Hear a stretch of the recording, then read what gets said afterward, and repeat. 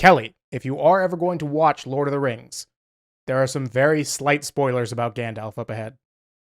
I do mean slight, like infinitesimal, but like you won't know what it means, but like it's a very itty bit video. Why didn't Gandalf just fix all of the Fellowship's problems? He's clearly a powerful wizard. Well, actually, he's a powerful angel. So he's clearly a powerful angel wizard, but for the most part, he leaves the heavy lifting to everyone else. Why is that? Well, the diegetic reason is because he has restrictions on when he can use his magic, but he loses some of those restrictions when he gets promoted. So that's why he's more active as a character once he becomes Gandalf the White.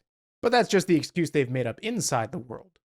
The non-diegetic reason is this.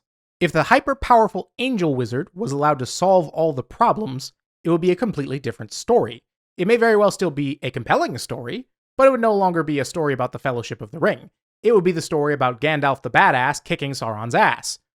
I think. I haven't read all the deep lore. So, with the example set, let's ask the thesis question. Why don't the high-level NPCs do it themselves?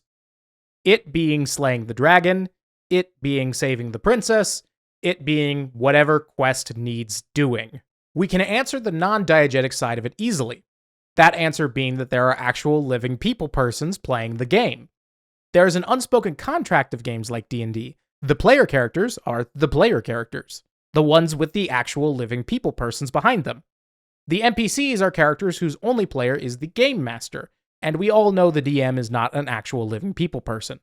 So it is the player characters who will be doing the bulk of the problem solving in the story, because that is what the actual living people persons behind those characters came to your kitchen table to do. So that's the reason in our world why Gandalf can't do it, but we still need a reason in Gandalf's world as to why Gandalf can't do it. Here's a list of 5 excuses you can use for why Gandalf can't do it. Number 1, Gandalf is indisposed. Why can't Gandalf do it? Well, the easiest answer is he's preoccupied. He's ill, he's in prison, he's in a magical slumber that he can't be woken from, or maybe he just has more pressing issues elsewhere. If Gandalf is removed from the equation, then of course he's not able to help, answering the question but also removing him from the story wholesale. And if Gandalf is gone, then we don't gain the benefit of his character. This is an excuse best used in the short term, much like in Lord of the Rings and The Hobbit, where Gandalf disappears to go do other things with regularity. Number 2, Gandalf isn't the chosen one. This is the most contrived option. Gandalf can't do it because the player characters are chosen by the prophecy, or the magical artifact, or the official choosing wizard. Having a chosen one is a common narrative trope and is not a bad thing. But as TTRPGs don't follow a set path, it can be awkward if your chosen one ends up dying to something silly like a dire toad.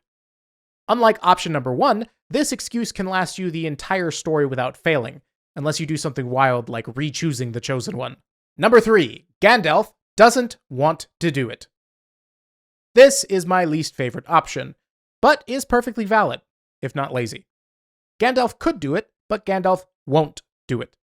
This runs the risk of feeling completely contrived if the entire world is at stake in the story, but sometimes you get people who reach the top and then become disillusioned and just stop doing things. I also think this is my least favorite because it's not only hard to believe, but pretty easy to solve in theory. The only thing your players need to do is just get Gandalf back on his feet and convince him that he should help them.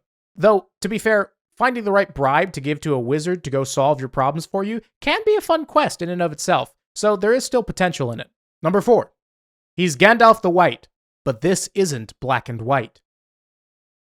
Okay, this isn't a quiz, but if it were, number 4 and number 5 would be the correct answers. Gandalf can't do it because it isn't a matter of black and white, or good versus evil. There may be nuance to the situation, multiple sides to the situation. The player's interest might not be fully aligned with Gandalf's, or Gandalf might even be a rival in this scenario. This does intentionally muddy the waters, though, meaning a lot more thought needs to be put into motives, and that you can't have a clean battle between the forces of light and darkness to neatly wrap things up at the end. Number 5, mind your business, Gandalf. This one is my favorite because it answers the question in a succinct way that will probably make the overall story better, in my opinion. Gandalf can't do it because he has nothing to do with it. If the world is at stake, then Gandalf will hop in, but if you make it an interpersonal conflict between the player characters and an opposing party, then Gandalf probably won't intervene, because it's none of Gandalf's business. I think most stories work better when they're on a smaller, more intimate scale, because if you hit the peak with an Avengers level threat, all other stakes just feel small by comparison. I know people love killing God in TTRPGs, but I think there's just a lot more interesting things you could be doing, having brutal rivalries and pitched battles with peers or nemesis that are on the same level as your character. And that's about it. Basically, to nutshell it, if you make the Avengers in your world, and then the world is ending, and they're not the ones fixing the problem, you're gonna have to have a pretty damn good reason as to why. Unless your players are the Avengers in this scenario, in which case, go wild. Okay, that's it for this video. Good night.